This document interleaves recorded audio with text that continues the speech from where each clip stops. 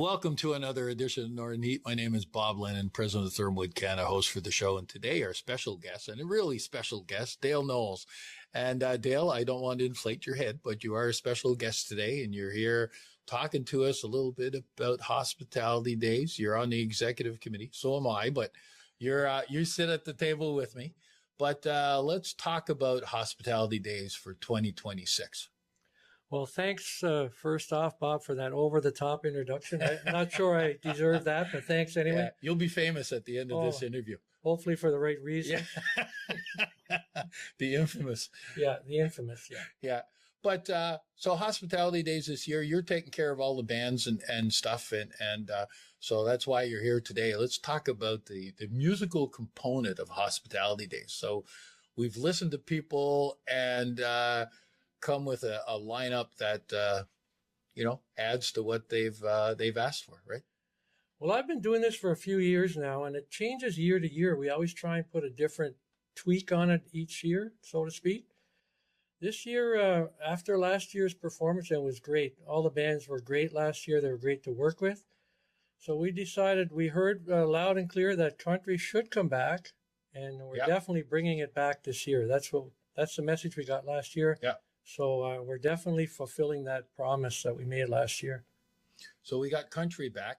We're doing 2 nights. Like some people say, why would you do just 2 and not go to the 3? And let's talk about that a little bit.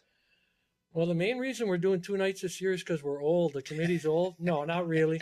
We are getting up there. Yeah. No, that's not the main reason. We just thought it might be saturated too much with music, like Wednesday night, Thursday night, Friday night, Saturday night. Just take a little break it up. We're still going to have the block party on Wednesday night along with featuring local talent. That's the plan. Yeah. That'll come out later. Yeah. We're not sure how that's going to roll out, but that definitely will happen. So it'll be Wednesday night, then take a little break, and then Friday night and Saturday night at Vickers Field. Recharge the batteries on Thursday night so you can party hard on Friday and Saturday. Exactly, yeah. We're all going to need that. Yeah. Yeah. Because, again, and one of the things over the last year specifically when this new committee got on board, the fact was, really focusing in on Atlantic Canada talent. And we are, like, all the way through, right? Saturday night is everybody except for one band. That's true. It's all from Atlantic Canada. Yeah. Over the 2 nights, we have one band that's outside of Atlantic Canada. They're the Washboard Union, fabulous band from Vancouver, BC. Other than that, it's all Atlantic Canada based. But we're following a trend from last year because we had Colin James from Vancouver last year too. So, and everybody else was from this end of the country. Yes, we are. Yeah, so, we're following the same pattern. Yeah. So we're really proud of the fact that we're featuring Atlantic Canadian talent. Fabulous rock night. Getting it together. Sloan and the Truth, both from Nova Scotia, Halifax and Antigonish, respectively. Yeah. And then, of course, to finish off the night, Saturday night, the Atlantic Canada's favorite party band, Signal Hill. Yeah. And they always bring the energy. So yeah, all from Nova Scotia. All from Nova Scotia. Yeah. And so getting back to the first night, country night. So we got a band here from they're from Moncton. Is that where they're from? Yes, the opening act for the night will be the Mainlanders. Yeah. They're an up-and-coming young band based out of Moncton, Dieppe area. So they're developing quite a following on the East Coast. So they're very good to deal with, and we're very happy to have them open for the Washboard Union. And then, of course, exactly. To finish off the night, the Martin Boys from Woodstock, New Brunswick, they finished second in Canada's Got Talent this year. They've developed a huge following on social media already. They have over 225,000 followers on their Facebook page, and there's nowhere to go but up for these guys. These guys are dynamic duo.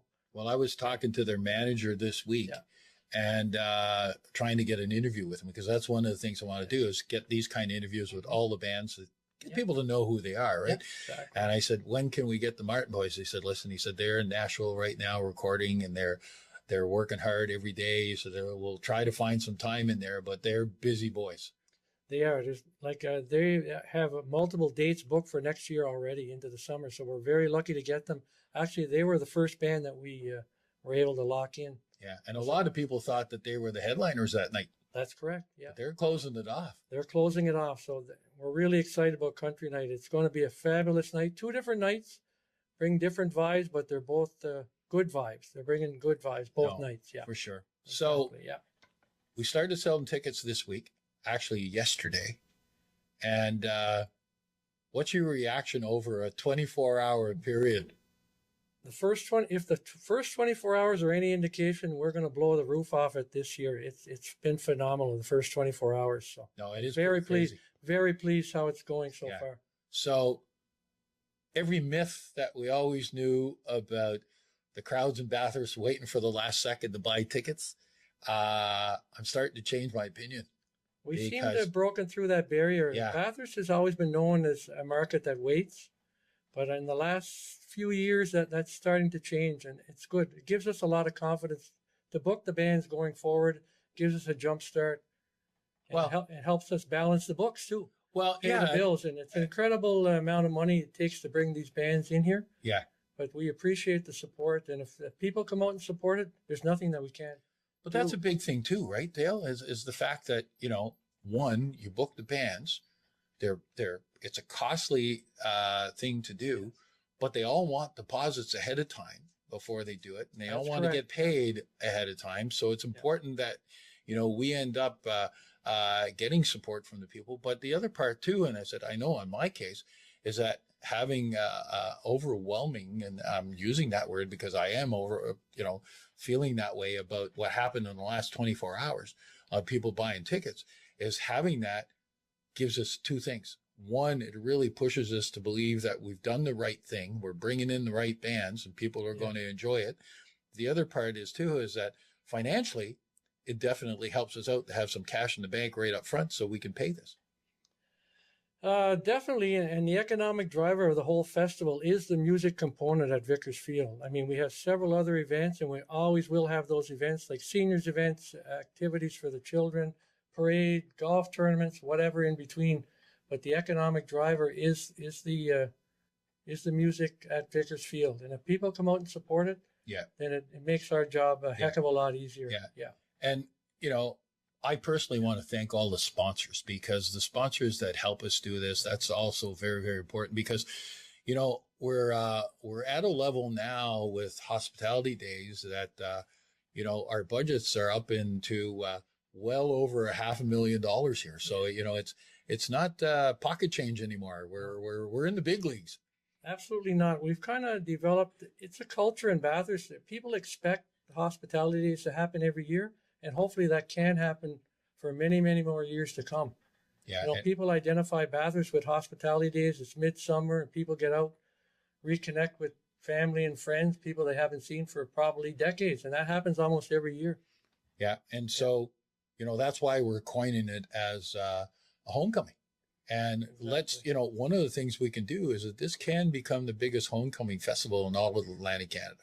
And then we can draw from others coming in there. But like you said, it's a great opportunity for people to meet. There's already people calling us up because they're organizing their high school reunions and they want to buy a whole pile of tickets all in one shot and stuff for all their group. Yeah. That's great that's the kind of support that we're going to get in this. No, it happens it's growing every year. Actually, the class reunions are very popular. They've been popular in the past, but they seem even more popular now. So that helps us a lot too. So we appreciate that support as well. And one thing that, last year was my first year of being involved in the thing. And one of the things that I was completely amazed with and looked at it is that the community support, not only for participating, but for organizing things like the seniors night.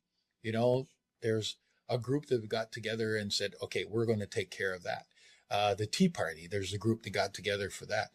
There's, the talent show, a group got the Legion are taking care of things. Everybody is jumping into the game. And then our role in that becomes coordination and advertising. And then with the students that we had last year, which were amazing, and hopefully we're applying for them again. So anybody out in the government that help on the support of that, we're back again asking for more students. But the students that we had last year were incredible.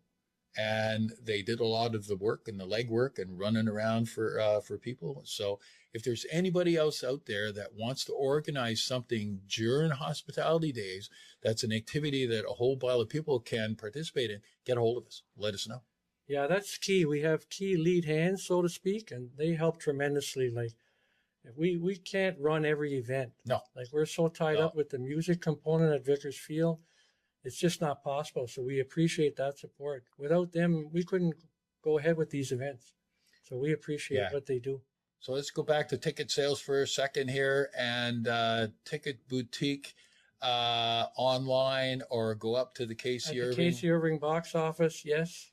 And we're up and running. We've been up and running for 24 hours. We have a good deal until December 31st for super passes. It's $109. So a $20 saving. It's a $20 saving. After January 1st, it goes to $129, which is still a tremendous deal. But the $109 before Christmas is a good value for the quality of talent we're bringing in this year. And no confusion, that's tax included, and the whatever price that they charge for ticket $109 until December 31st is the price. That's the final price. That's what you will pay. So you want people out there buying tickets now. Yeah, that's what we like to see. Yeah, and it helps. Yeah. And this community has always been out there helping every different activity that goes on. And here's another one that we're well supported. Yeah. Get out there, buy your tickets. Great opportunity for stocking stuffers. Exactly. And now last year we were late starting last year with the turnover in the committee. We just couldn't get off and running till mid-February. But this year we have like a 3-month head start. So that's a big advantage. And if you plan on giving tickets away or gifts away for Thanksgiving. that as well. Yeah. That'll work. Yeah. Whatever activity, it could be Good Friday Day, whatever you want to do, there's an opportunity. Exactly. Yeah. Well, Dale, I want to thank you very much for coming in and talking to us today about hospitality days and thanking people for the great boost for us as a committee in 24 hours, because that's a big thing. So thank you very much, everybody out there. We appreciate all the support. Thanks again. And there we have it. Another edition of Northern Heat for this week, the place you come to listen to the stories that haven't been discovered yet.